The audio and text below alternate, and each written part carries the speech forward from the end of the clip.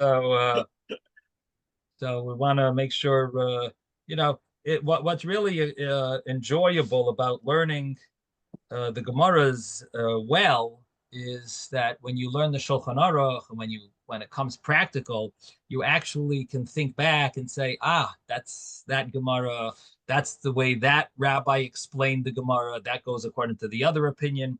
It gives you a much more enjoyable um, time later on when it comes practical and when you hear the halacha about it. So it's always nice to see the different the sources of how the different customs come about and how the different opinions come about. We're able to see the sources because we're learning it with the commentaries. The Gemara that we learned yesterday, well, we actually were doing a lot of Chazara review from the different situations of a esrog that's chaser, and we learned the different opinions. The Ravid's view was a very important opinion to mention, as we saw in Shulchan Aruch. It relies on it in many instances of a case where a person only has one esrog. We're able to rely on the opinion of the Ravid that's much more lenient than the regular view. That's what we spoke about yesterday a lot, because the Ravid's view learns the Gemara differently. And we also mentioned that it could be based on the Mishnah, because there's a question if there's the letter Vav or not, and that Vav could make all the difference if you learn it's Nikev v'chaser kolshu, or Nikev is one case and chaser kolshu is a second case. If it has the Vav, it means it's all one case, because the Vav means and. It's Nikev and it's chaser kolshu. In that case, the halacha is that it's puzzle. And so that was the way the Ravid learned it. What ends up coming out from this is when you learn the Gemara on 36a, based on that, the difference between the Ravid's way of learning or Rashi's way of learning is that what is the Gemara talking about when it says that it has a hole that's mashahu or an isar? Does it mean that the hole is the size of a mashahu, or does it mean what's missing is the size of a mashahu? Mashu means just a drop. Does it mean that's the size of the hole, or that's the size of what was removed from the esrog? You could have a hole that nothing is removed from the esrog. So that's basically these two ways of learning. The Ravid is learning that these different measurements, that if there's a hole that goes all the way through, mashu. If there's a hole that's not all the way through, isar, that size. These sizes are how much is missing from your esrog. The size of a coin is missing from your esrog. The size of a mashahu is missing. Something's missing from it. Mashahu, a drop, is missing. But that's the way the Ravid is learning. The way Rashi learned was that it's not missing anything. Zero is missing. It's the size of the hole, but nothing was removed from the esrog. It's just the size of a hole. That basically makes all the difference in halacha. It develops this has consequences in halacha. Now, the good thing is that the Ravid's opinion is something that you can rely on in a case b'shas hadchak. We saw different scenarios where it seems that you could rely on the Ravid in case you have an esrog that someone stuck their fingernails in and so on, and you got some issues there. Now, the other Gemara that we learned was the Gemara that talked about the case of Esrog Hakushi, that I would like to talk about now, and we'll also talk about Esrog Haboiser. I'd like to discuss those two cases now. The Esrog Hakushi, the black Esrog. Now, I don't know how common it is, but I think maybe I've seen an esrog that's like been burnt maybe from the sun, or unless maybe I've just seen it in pictures, maybe in those esrog picture books, maybe that's where I've seen it. But in my mind, I have this vision of a blackened esrog. So our Gemara in our Mishnah really spoke about this esrog hakushi, this Ethiopian esrog. And we translated the Gemara in an interesting way. We translated the Gemara. The Gemara tries to explain a contradiction. And uh, we were dealing with a contradiction. Is an esrog hakushi invalid or is it valid? In addition to even the opinion that says an esrog hakushi is valid, but that opinion says if it's doim el akushi, it's invalid. If it's similar to akushi, it's invalid. So what comes out is something interesting. The way we learned it comes out that an esrog that is grown in Ethiopia, an esrog that's grown in Ethiopia, the way Abaye explained the Gemara, what comes out is that esrog is going to be kosher. If it's doim el akushi, if it's similar to akushi, to an Ethiopian esrog, which means it grew somewhere else, and it happens to look similar to a Ethiopian esrog, then it's invalid. That was if it grew in Kush in Ethiopia, it's kosher. But if it's doim el akushi, if it's similar to, if it grew there, it's kosher. If it's similar to akushi, means it grew somewhere else, and it's similar to that, so then that won't be kosher. Now, according to Rava adds one more point, that it really also depends on what you're used to. So, for example, in Bavel, if you're used to seeing Ethiopian esrogs, that's okay. In Israel, you're not used to seeing Ethiopian esrogs, then it's not good. How about an esrog, Abaye's case? How about an esrog that you're used to? You live in Babylon. You're used to seeing Ethiopian esrogim, but this esrog happens to come from somewhere else, and it's similar to an Ethiopian esrog, but it's not from Ethiopia. It's really from Israel, but it got burned, and it looks like an Ethiopian esrog. No, then everyone agrees it's not good. So both Abaye and Rava seem to hold that it has to be natural. It's blackness. The blackness has to be natural. And if it's not natural, then forget it. And even if it is natural, it depends if you're used to such an esrog or not. Because Hadar also has an element of it. The beauty has an element of it, what you're used to, what you're familiar with. Yes, Mordechai. Yeah, how do we know that Kushi actually literally means Ethiopian? Because in the Torah, when it talks about Aaron and Miriam complaining about Moshe marrying a Kushi woman, the commentary says she wasn't actually from Ethiopia, right? But it had something. Right. So it means, well, it is a word used for a black person as well, Kush. But I think the term is based on the word Ethiopia, that Kush. I think one of the children of Ham was Kush, Canaan. I think one of them. I think the word Kush is mentioned over there. That Ham had 4 sons, right? And maybe one of them is Kush. Kush, yes. So I think so that might be the reason why they're translating it as Ethiopia. I don't know, or modern Hebrew. Maybe that's what they call Ethiopia. I don't know what the term now in Israel for Ethiopia is. But anyway, that seems like that's the common translation. But anyway, what I wanted to say based on our understanding of the Gemara, think about it. If you have an esrog that's grown in Ethiopia, that's going to be nice and black. If you have an esrog grown somewhere else, it's going to be less black. So what comes out is that a very black esrog is kosher, at least in Bavel or Ethiopia or Bavel, according to, right? If it's grown normally, naturally, Ethiopia, it's going to be a nice black esrog. So according to Abaye, it's always going to be kosher. According to Rava, if you live in Bavel and you're used to such a sregim, it's kosher. But if it's similar to a Kushi Ethiopian esrog, so it's not that black, it's it looks South American, but but doesn't look, Ethiopian. It looks dark, but it's not black.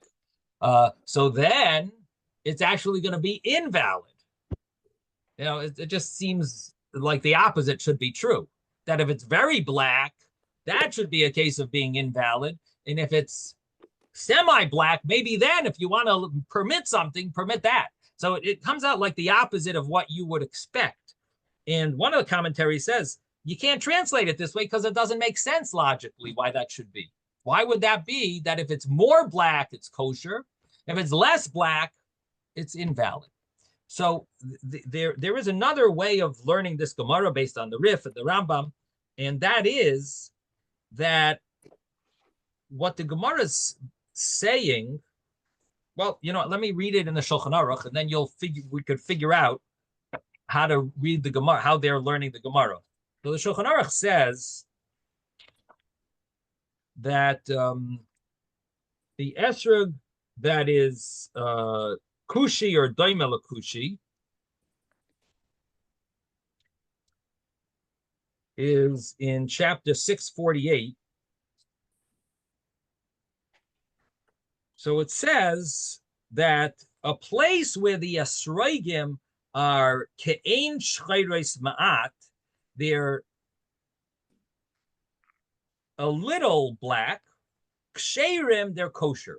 V'im hayu shchayrim b'yoser ka'adam kushi, if they are very black, like a black person, hareza pasol b'chol makim, that is invalid in all places. So the way the Shulchan Aruch learns is not the way Rashi learned the Gemara. We learn, which is the normal way of learning Gemara, you learn with Rashi's interpretation. Not always does the Shulchan Aruch paskin that way. And here the Shulchan Aruch is following the Rambam and the Rif's way of learning. And what it comes out from this paragraph in Shulchan Aruch is that we got to read the Gemara, we got to see the other way of learning it. What is the halacha that it says? That if the esrogim are semi-black, then it's kosher in a place where it's for them. In other words, in a place where the esrogim, their esrogim are semi-black, ksherim, that's kosher. If they are very black, like Adam Kushi, that's invalid in all places. So what does that mean? That in places where even a little black is not common, you can't use even a little black esrog. Place where it is common to have a semi-black esrog, that would be okay. In a place where it's very black, that's always invalid. So now if you look at the Gemara, you got to, let's take a look on page 36a. The Gemara says, esrog kushi is puzzle, and the Gemara says, so if it's black, it's invalid. Then the Gemara says, don't we have a brisa, black is valid, similar to black is invalid? And the way we're going to understand it now is that a black esrog means it's partially black. Doimel kushi means so black that it's similar to a black person. Doimel kushi is more black than the term black. Similar to because when it says kushi, it just means it has some blackness to it. When it says doimel kushi, it means it's similar to a black person or similar to an Ethiopian person, but it means it means it's more black. So first we said in the Mishnah, esrog kushi is invalid. And we have a brisa as well that says it's invalid. Then we said, no, black is kosher. It's when it's similar to a black person that's very black, that's when it's invalid. So Abaye says, the Mishnah also means only when it's very black. If it's a little black, it's kosher. Rava comes along and adds one more qualification. He says, it also is only for certain people. If you're used to that type of esrog, then if it's only a semi-black, it's kosher. If it's very black, it's always invalid.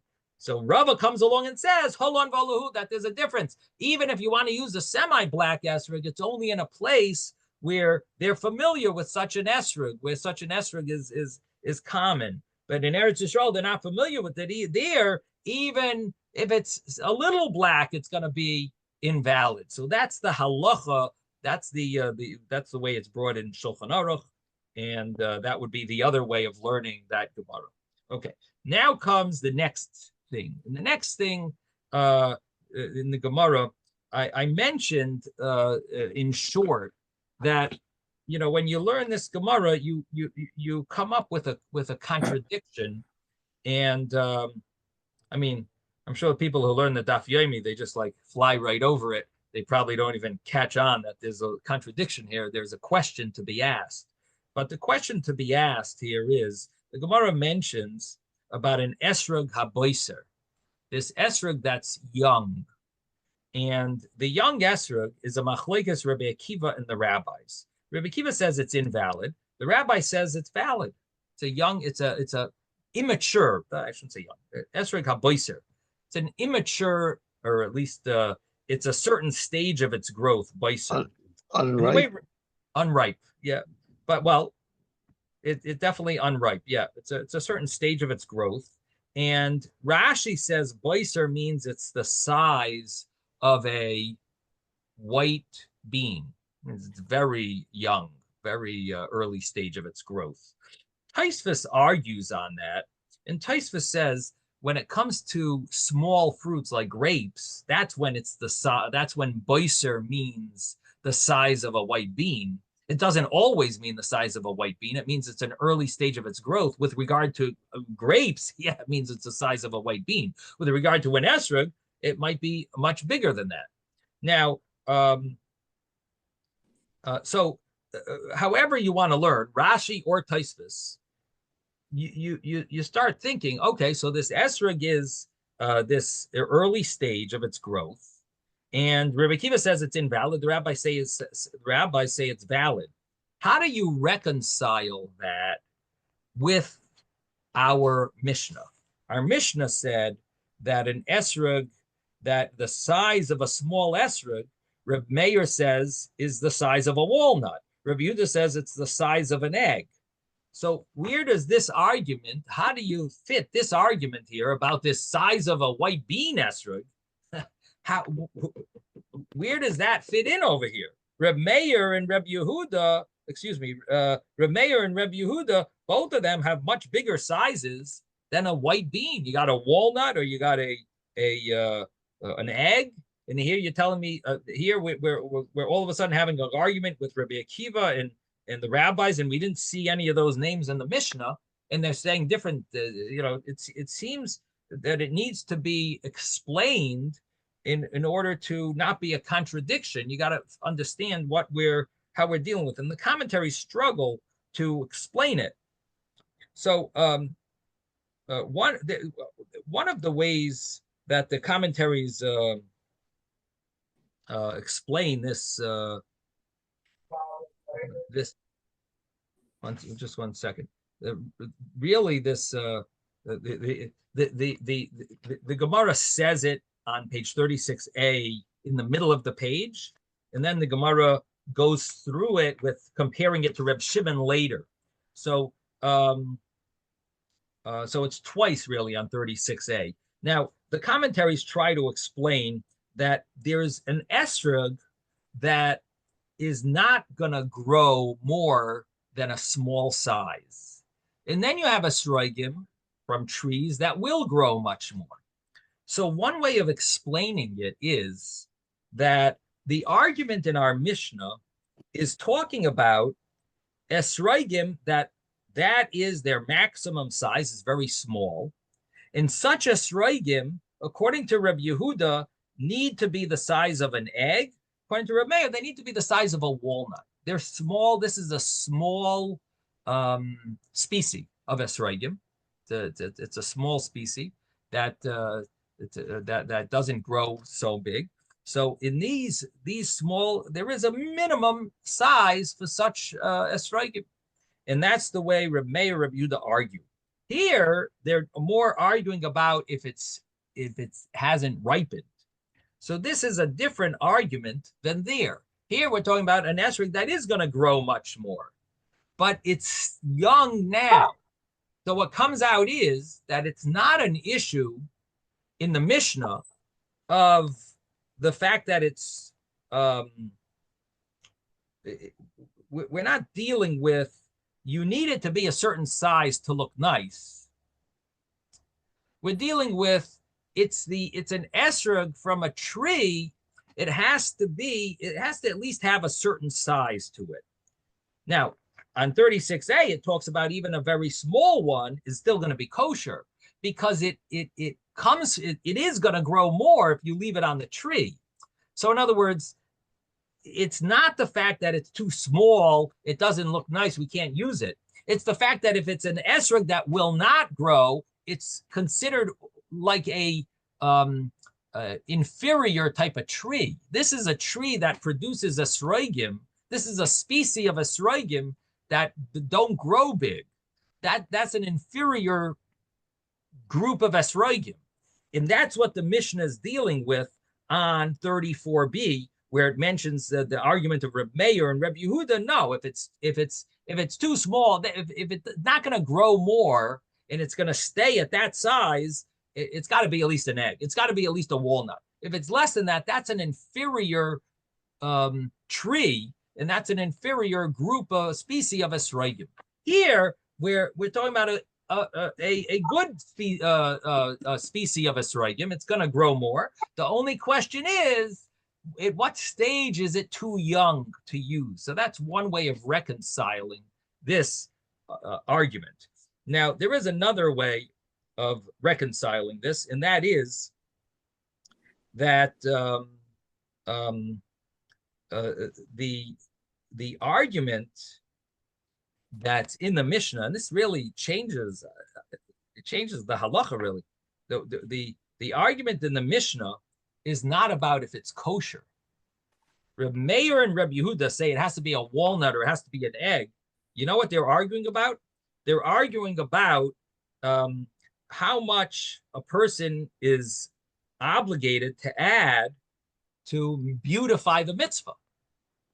So according to Reb Meir holds that for Hidur mitzvah, you have to be moisiv, you have to add on that the esrog should be at least a walnut. And according to Reb Yehuda, the esrog should be at least an egg.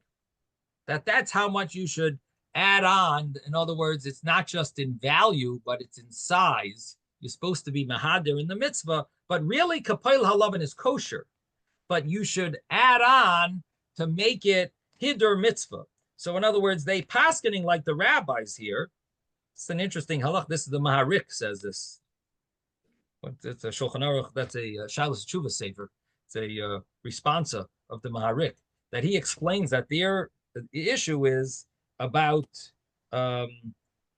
adding on to the mitzvah and making it bigger in order to beautify the mitzvah, hidur mitzvah. But in halacha, straight law, the letter of the law, did you fulfill the mitzvah? That's where the halacha on 36a comes in, where if it's beiser, the rabbis say it's kosher, that's good enough. Rabbi Kiva argues, but the rabbis say beiser, that's good enough, and chacham machshir. That's the way he the Maharik explained it. Now, if we jump now to Tais, yes, Jeffrey. I only wanted to say that what if we thought about this as the inherited esrog?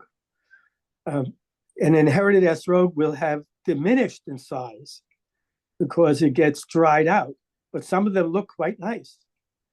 And so if they were not able to get any esrogim in Northern Europe in the 15th century or the 14th century, could they use, maybe this question was also applicable to the one that's too small. Yeah, I mean, we dealt with this issue, a complicated issue of an esrog that gets smaller and in its stomach. And really, the truth is, it also involves the story that we're learning about someone biting from an esrog and now it gets smaller. Is there an issue if it gets smaller than the size of an egg? But you're bringing in, you keep liking this this scenario of keeping your esrogim from year to year. I see you brought it up a few times. I see you like to conserve and save and not get ripped off so many times. But thankfully, I'm not worried about that aspect about buying it. But I guess in the olden days, right, where it was hard to get. Yes, right. I'd imagine that people, it's not only afforded, but it wasn't available Right, Okay, New York City is a very special place. So maybe for 100 years already, 150 years, they could get that. Right. Okay? And maybe they grow in Caribbean and other people realize there's places that are closer by, you know. I can't imagine that when Rashi is talking about, or Tosfos, the reason that said, I think that if you're talking about grapes, then a small one we would like a bean, because Rashi was expert on grapes. Rashi grew grapes. Right. Okay, so he knew about that kind of fruit, but maybe Tosfos already knew something more about imported fruits, and that it's not normal for a bean like esrog. But I mean, I've studied sukkah before, but I never studied so many of the in your name like this. So it's very exciting to contemplate what the discussion really covered. Okay. Right. I'm remembering we talked about this esrog. We brought it down. I'm trying to see if maybe it was somewhere here. 1 second.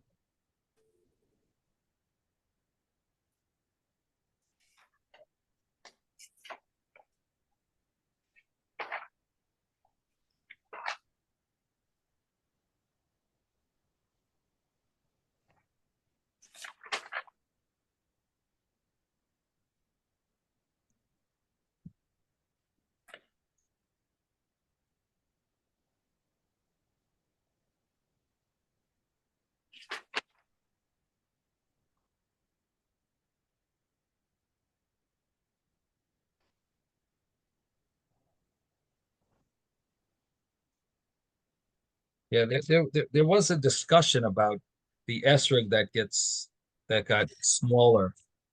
Let's see if it. So I think on 31 Ahmed Bays. But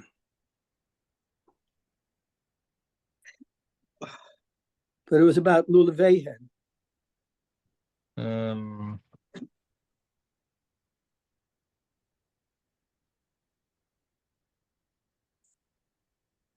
Yeah, I'll try to look it up. I remember bringing it because I remember there was a whole discussion. Oh, here, this is it. A Trumas Hadeshin says an esrog that gets less than an egg, if it gets smaller, it's puzzle, and they wanted to use it regarding the yoruk, regarding this. This was what we were talking about, an esrog that was that's green. This was the case that it's green. Do we? The Gemara says the problem. The Gemara talks about it hadar and gamar peri. There's two issues that we saw optional. Different thoughts in the Gemara.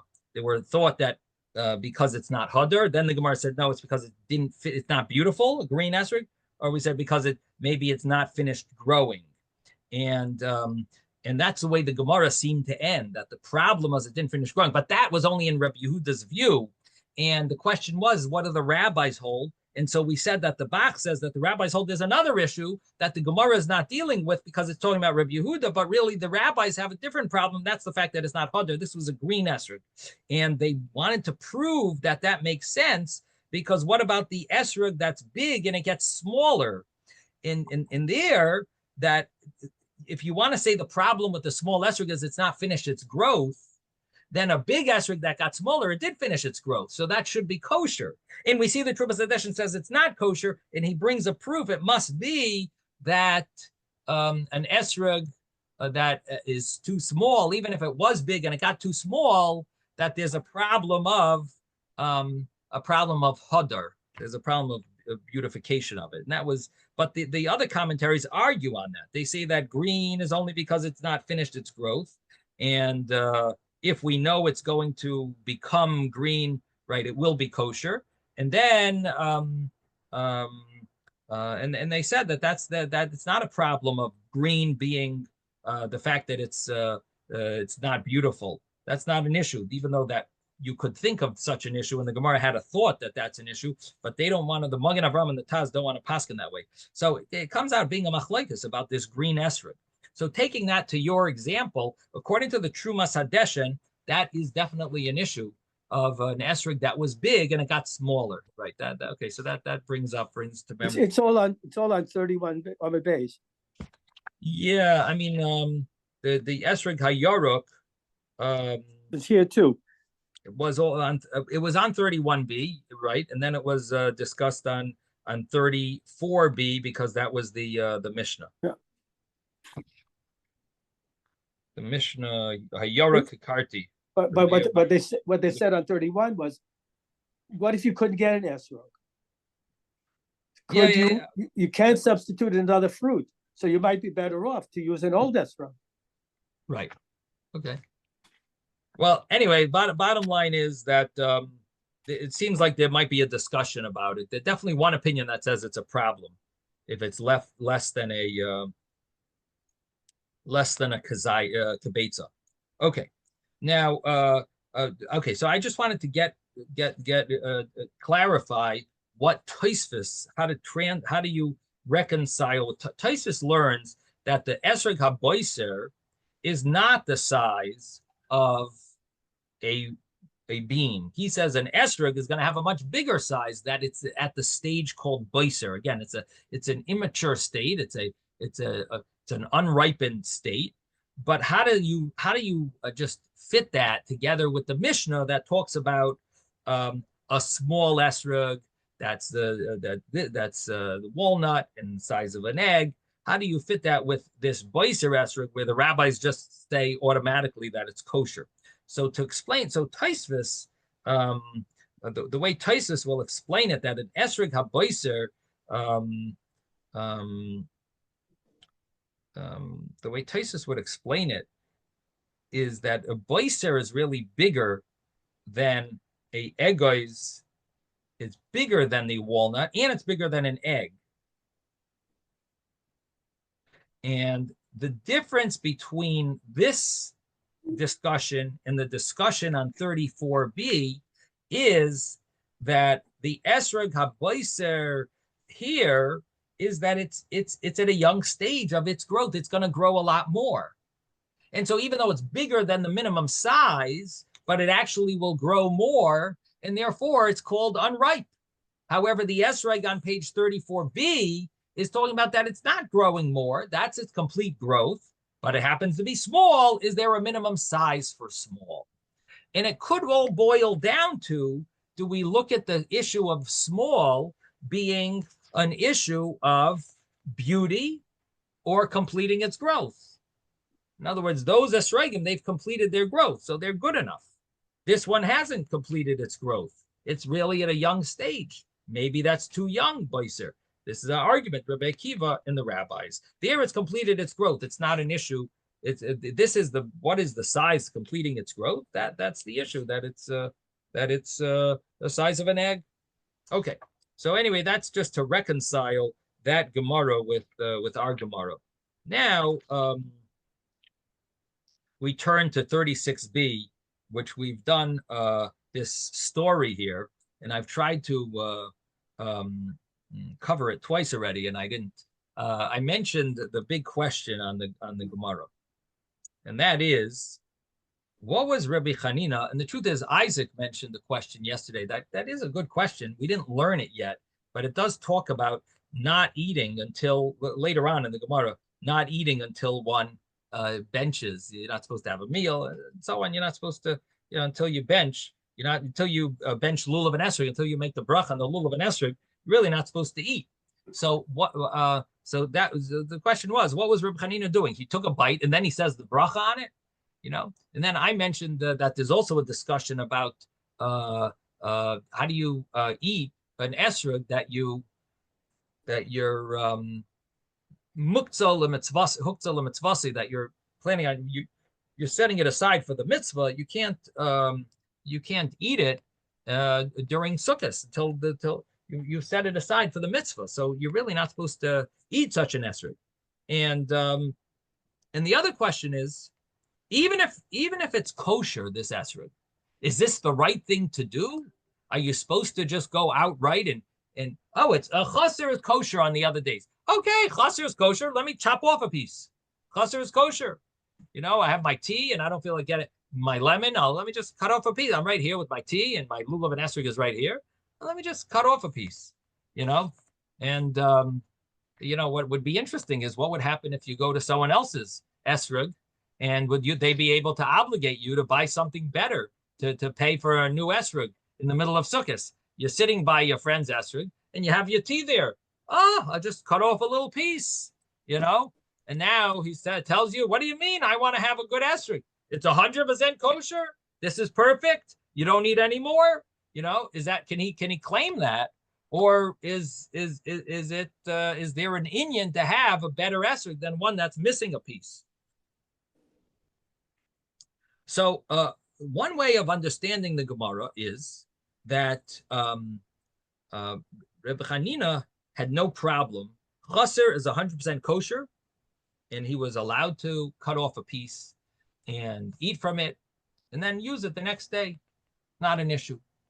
And that's what the story seems to be saying.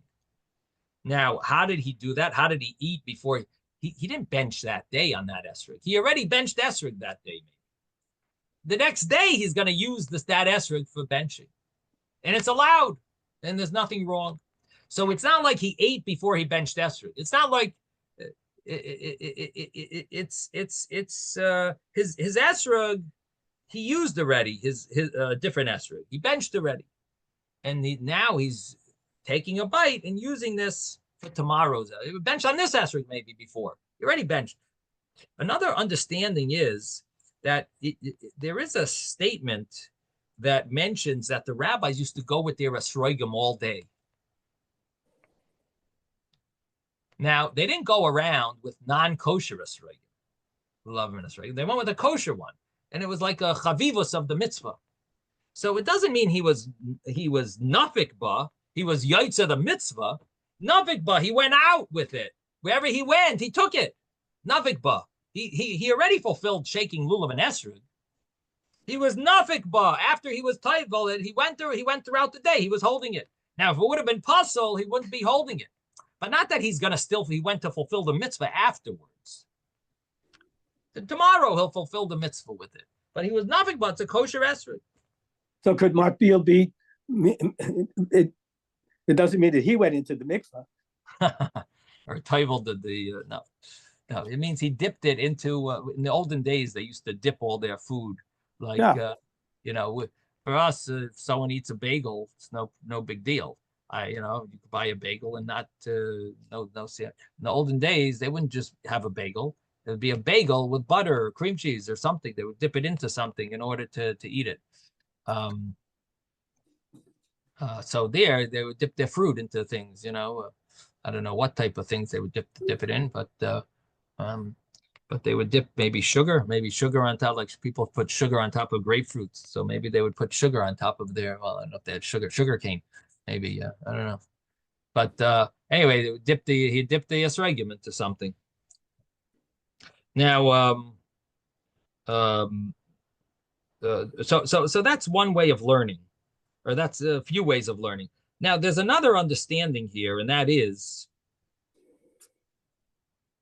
that this is absolutely not the right thing to do. And that Rabbi Chanina did it was because he had a lot of esrogim. He had other esrogim that he was using to do the mitzvah with. This was not an esrog that he was planning on using for the mitzvah.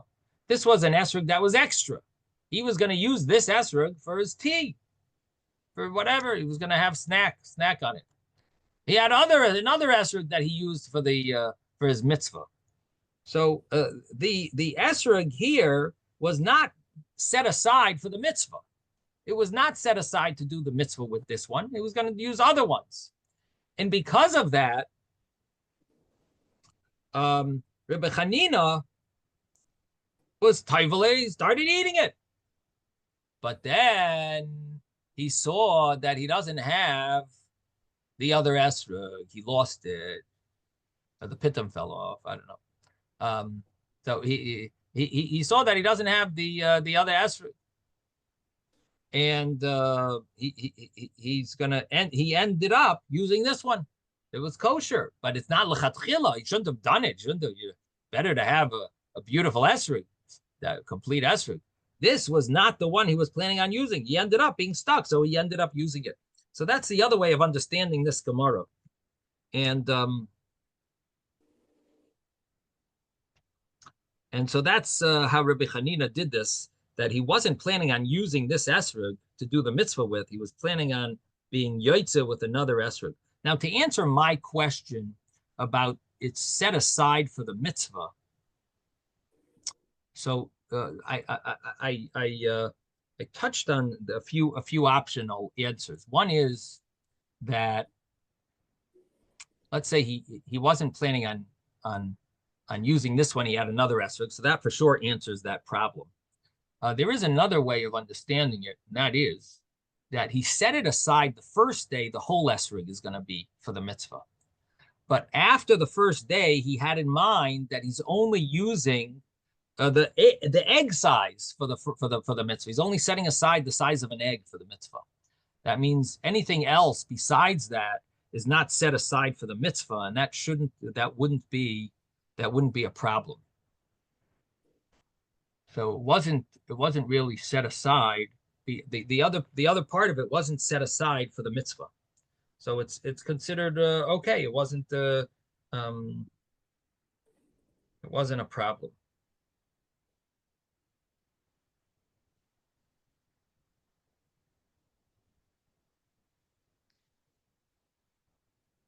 Another understanding could be that he gave up on shaking lulav and esrog.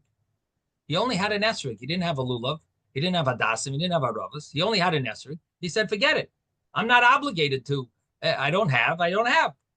Sure enough, someone came by and said, we got one in town. And they showed it to him. He says, oh, gewaldig. Okay, give me the lulav. And I still have my esrog here. So he wasn't planning on shaking in the first place because he didn't have a lulav. And now he got access to a lulav. Isaac, are you okay? Well, we can't hear you, but okay, you look good now. Okay, so he whatchamacallit, he didn't plan on even shaking with a lulav and esrog because he didn't have, and so ultimately he got a hold of a lulav and esrog.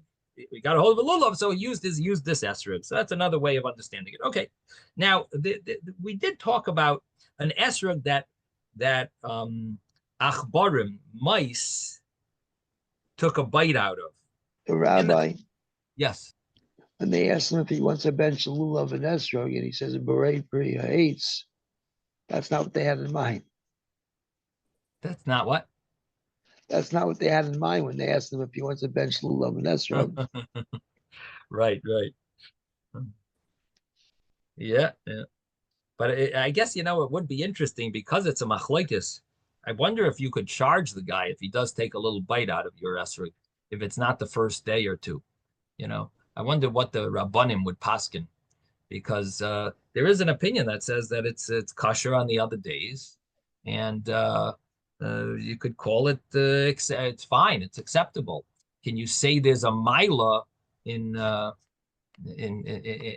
having one that's perfect? I mean, that's the common. It would seem like that should be the logical thing. The only problem is Rabbi Hanina's story seems to, on the surface level, it seems to disprove that there's any mila of having a perfect one.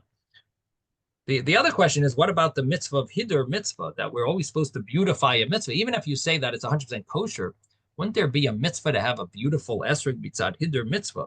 How does that fit with Rabbi Hanina? If you learn at the surface, on the surface level, that he just dipped it in and ate it. It depends on who took the bite. Well, you're right. This is an esrog Rabbi Hanina took a bite from. It's a beautiful esrog. Right. Interesting. What's a good vart?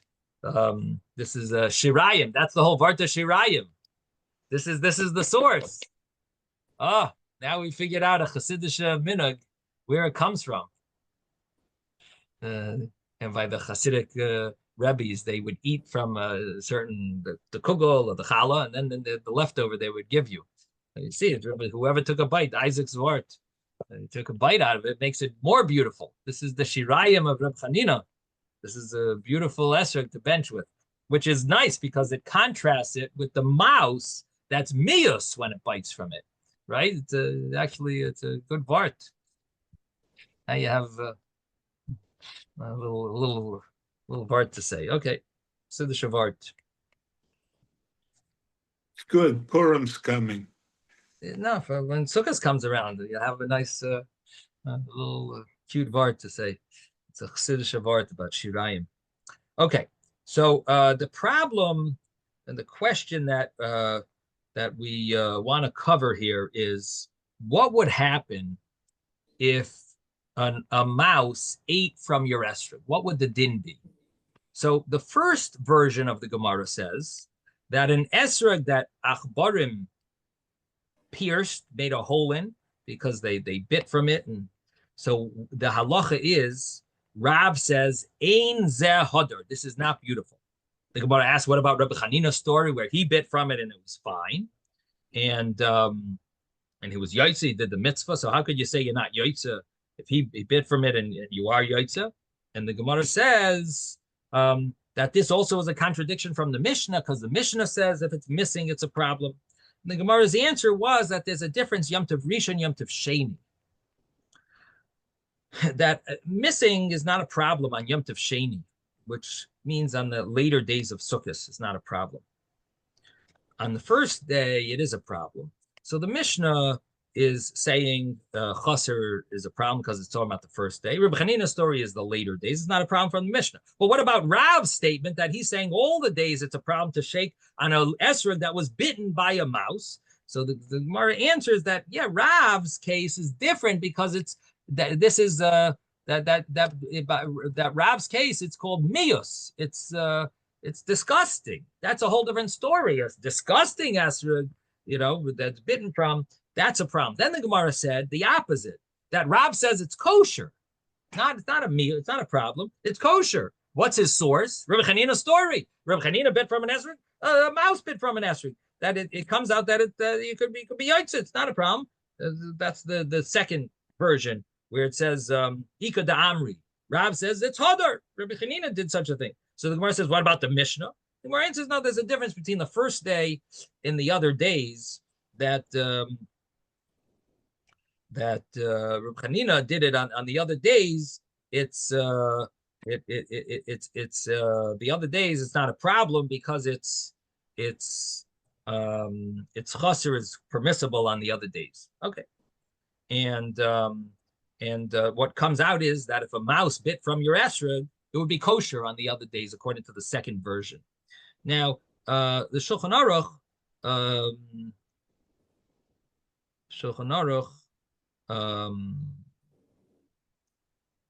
let's see.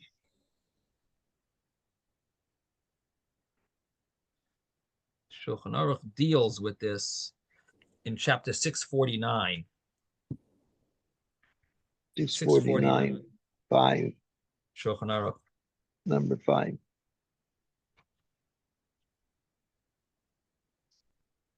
Here it says an esrog that's bit by mice is unfit throughout the festival until one removes the section that the mice gnaw at. Yeah. So what comes out is that there is a leniency here, and that is that you would be allowed to cut off the place that's disgusting. Now, let me just read it inside here.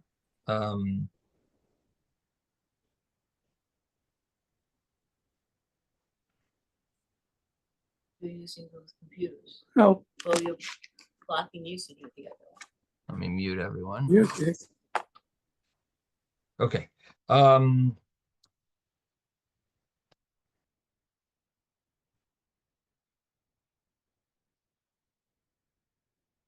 Here it is. So im nikbu achbarim, this is the Ramah speaking.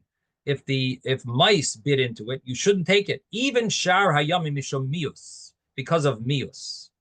And the problem of mios, disgusting, is basically that it's not hadar, it's not beautiful, and we are following this view that hadar is a problem all 7 days of Sukkot, and therefore you would not be allowed to use it. However, till you remove where the mice bit from, and then the Shulchan Aruch talks about what about if it's dried out? Can you cut off the dried out part, yavish, or if it's speckled? How about then removing? Would you be able to remove the speckled part? Because it's the later days of Sukkot. So there he says, even if you would remove it, it would be invalid because it comes from mikoyach psul. That comes from something that's invalid in the first place. It was an esrog that got ruined. That was because it has a blemish on it. So it was a psul. It was like already pushed aside. That in such a case, it wouldn't be acceptable. It's a little hard to differentiate. It's very it's a complicated differentiation between these cases. Why, if a mouse bit it, is it going to be acceptable to cut off that part? But if it's a different type of issue, like it's speckled, it has a spot on it, has a black dot maybe, or dried out, why would that be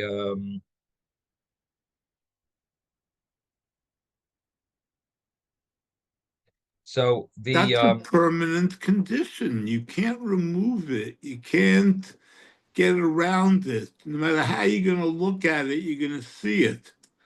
Here, I imagine we're not talking about a big chunk of the esrog. If you're talking about a little schmutz on the side and you carve it out so you don't even see it anymore, so then, it's repairable somehow. A black spot you can't do anything with. Why? You remove it, just like you're removing this. So what the commentaries here want to say is that that the mouse biting from it is not a full-fledged issue of hadar. It's not the regular category of hadar. It's a miyus type of thing. It's disgusting, but it's not really a blemish in the esrog. If a person used it, they would be yaitza. They would actually fulfill the obligation. And if you didn't remove it, it's not appropriate to use. But the Gemara's term was ein ze hadar. Now, ein ze hadar on a surface level. Nice. on a surface level, you could translate it as ein ze hadar. It's not called. It doesn't fit the rule of creates hadar. But it could be learned that it's not hadar. It's not the beautifying of a mitzvah of zekeli v'anveyu hadar. It's not that type of hadar. But you really fulfill the mitzvah. It's just not appropriate. It's not nice, as Isaac just said. Right. So the bottom line is, it seems like that they're paskening that it's acceptable. It's not the appropriate thing. You should remove it. And that's why, if you could remove it, the others, there's a problem with removing. And it is a topic of discussion about removing even though the Ramah says you can't, but maybe there might be other leniencies there in the Shulchan Aruch about removing. Maybe we'll talk about it another time. But that's the bottom line, is that the mouse situation, the appropriate thing would be to cut it off. It sounds a little crazy. You have the mouse took a little bite, and what do? You go and cut off more, and now it's kosher. Now it's more acceptable. Now it's more hadar. Okay, anyway, that's the.